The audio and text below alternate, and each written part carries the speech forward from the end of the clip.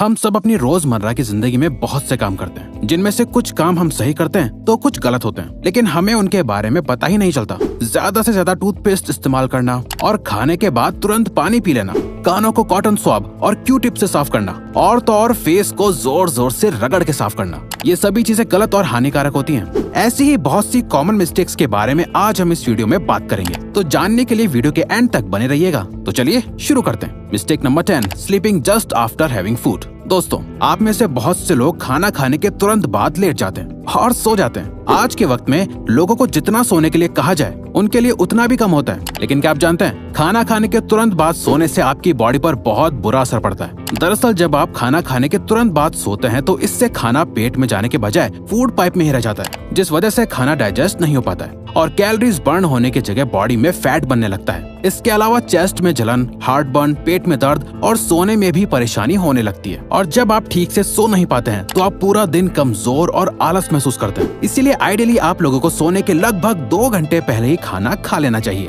और तो और खाना खाने के बाद आपको थोड़ा घूम भी लेना चाहिए, जिससे खाना जल्दी डाइजेस्ट हो पाए। Mistake number 9, sharing makeup brushes and razors. Sharing is caring वाला कोट तो आप लोगों ने बहुत बार सुना होगा, लेकिन हर चीज को शेयर करना आपके लिए बहुत नुकसानदायक साबित हो सकता है। जैसे लोग अक्सर एक दूसरे के मेकअप इस्तेमाल कर लेते हैं, लेकिन क्या आप जानते हैं ऐसा करने से आपको अलग अलग इन्फेक्शंस हो सकते हैं। असल में दोस्तों, हमने आपको पहले भी एक वीडियो में बताया था कि फेस और आईलैशेस पर पैरासाइट्स होते हैं, और जब आप एक दूसरे का मेकअप इस्तेमाल करते हैं तो ये पैरासाइट्स आपकी आंखों और फेस के अंदर जाकर इन्फेक्शन कर सकते हैं, जिससे आपको बहुत सी सीरियस प्रॉब्लम्स हो सकती हैं। वहीं दूसरी तरफ बॉयज एक दूसरे का रेजर इस्तेमाल कर लेते हैं, लेकिन क्या आप जानते हैं फेशियल हेयर और बियर्ड के अंदर भी डेड सेल्स और बैक्टीरिया होते हैं, जो यूज्ड रेजर को इस्तेमाल करने से सीरियस इन्फेक्शन कर सकते हैं। आपको जानकर हैरानी होगी कि ऐसे बहुत से केसेस हैं जहां पर एक दूसरे का रेजर इस्तेमाल करने से लोगों को एड्स जैसी सीरियस बीमारी तक हो चुकी है। Mistake number 8, not cleaning the daily usable stuff. हम सभी अपनी डेली लाइफ में बहुत सारी चीजों का इस्तेमाल करते हैं, जैसे mobile phone, TV remote, switches, bedsheets and pillows, लेकिन इन सभी चीजों को बहुत रेयरली ही साफ करते हैं। क्या आप जानते हैं इन छोटी छोटी चीजों को रोज साफ करने से आप बहुत सी बड़ी बीमारियों से बच सकते हैं। असल में दोस्तों, मोबाइल फोन, स्विचेस और रिमोट्स जैसी चीजों पर बहुत से माइक्रो बैक्टीरिया होते हैं, जो आपके टच करने से आपकी बॉडी के अंदर एंटर कर जाते हैं। और इसके अलावा आपकी बेडशीट पर भी बहुत सारे डेड सेल्स और डस्ट होती है, जिससे आपके इम्यून सिस्टम पर बहुत बुरा असर पड़ता है और आप जल्दी जल्दी बीमार पड़ने लग जाते हैं। इसीलिए आपको अपनी डेली यूज करने वाली चीजों को हमेशा साफ और सैनिटाइज रखना चाहिए।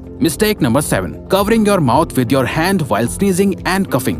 आपने अक्सर लोगों को कहते हुए सुना होगा कि खांसते और छींकते वक्त हमेशा अपने फेस को ढक लेना चाहिए, लेकिन क्या आपको फेस को सही ढंग से ढकने का तरीका पता है? दोस्तों, आपको कभी भी खांसते और छींकते वक्त अपने हाथों से फेस को कवर नहीं करना चाहिए। असल में दोस्तों, जब आप खांसते या छींकते हैं तो बहुत से जर्म्स आपकी बॉडी से बाहर निकल जाते हैं, और जब आप इस दौरान फेस को हाथों से कवर कर लेते हैं तो वो हार्मफुल जर्म्स आपके हाथों पर आ जाते हैं। तो जाने अनजाने में वो जर्म्स आपके हाथों से वापस आपके शरीर में एंटर कर जाते हैं। इसीलिए दोस्तों, आपको हमेशा खांसते और छींकते वक्त हाथों की जगह एक साफ टिश्यू पेपर का इस्तेमाल करना चाहिए, जिससे आप तुरंत डिस्पोज कर सकें। एक बार इस्तेमाल करे हुए टिश्यू को भी आपको बार बार इस्तेमाल नहीं करना चाहिए। मिस्टेक नंबर 6, आज के मॉडर्न जमाने में बड़े नेल्स रखना और उन पर आर्ट करवाना फैशन बन गया है। इसके साथ साथ ही कुछ लोग ऐसे भी होते हैं जो अपने नेल्स को दांतों से चबा लेते हैं। लेकिन दोस्तों, क्या आप जानते हैं नेल्स को काटने के बाद जितना इम्पोर्टेंट हाथों को धोना होता है, उतना ही इम्पोर्टेंट नेल्स को ट्रिम करना भी होता है। असल में दोस्तों, नेल्स में एक गुलाबी हिस्सा होता है जिसमें बहुत सी नर्व्स होती हैं, और साथ ही ये नर्व्स बहुत सेंसिटिव होती हैं, और जब ये नर्व किसी हार्ड सरफेस के टच में आती हैं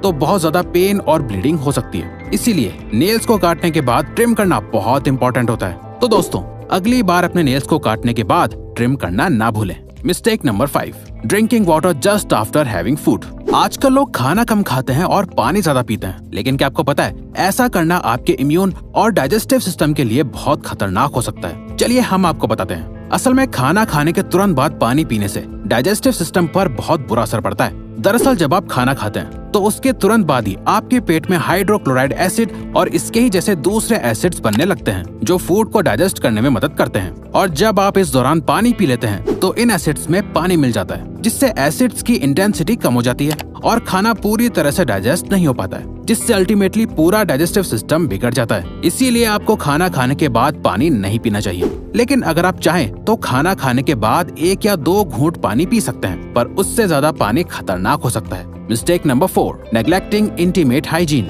बात जब पर्सनल और इंटीमेट हाइजीन की आती है तो मेल और फीमेल दोनों ही इसे इतनी इम्पोर्टेंस नहीं देते हैं जितनी वो अपने बाकी बॉडी पार्ट्स को देते हैं। दोस्तों, बॉडी के बाकी हिस्सों की तरह आप लोगों को अपने इंटीमेट एरिया को भी रेगुलरली क्लीन और ग्रूम करना चाहिए, लेकिन इसके साथ साथ आपको ये भी ध्यान रखना चाहिए कि आप इसके लिए सही प्रोडक्ट्स को ही इस्तेमाल करें। असल में नॉर्मल सोप्स में बहुत से हार्श केमिकल्स होते हैं जो आपके इंटीमेट एरिया में इरिटेशन और इन्फेक्शन कर सकते हैं और नेचुरल बैक्टीरियल बैलेंस को डिस्टर्ब कर सकते हैं। इसीलिए आपको इंटीमेट एरिया के लिए स्पेशली मेड प्रोडक्ट इस्तेमाल करना चाहिए और किसी भी तरह की इंटीमेट प्रॉब्लम को नेग्लेक्ट नहीं करना चाहिए। आपकी इंटीमेट हेल्थ आपकी अल्टीमेट हेल्थ के लिए कॉम्प्लीमेंट्री होती है। Mistake number 3, taking excess toothpaste on toothbrush. हम सभी को लगता है कि जितना ज्यादा टूथपेस्ट लेंगे दांत उतने ही ज्यादा साफ होंगे, लेकिन ये बिल्कुल भी सही नहीं है, बल्कि इससे तो आपको बहुत नुकसान हो सकता है। असल में दोस्तों, टूथपेस्ट को बनाने के लिए सोडियम क्लोराइड और प्रोपिलीन ग्लाइकोल जैसे केमिकल्स का इस्तेमाल किया जाता है। ये वही केमिकल्स हैं जिनकी वजह से टूथपेस्ट में झाग बनते हैं। लेकिन क्या आपको पता है, सोडियम क्लोराइड का इस्तेमाल चूहे मारने की दवाई में भी किया जाता है। जी हाँ, ये बिल्कुल सच है।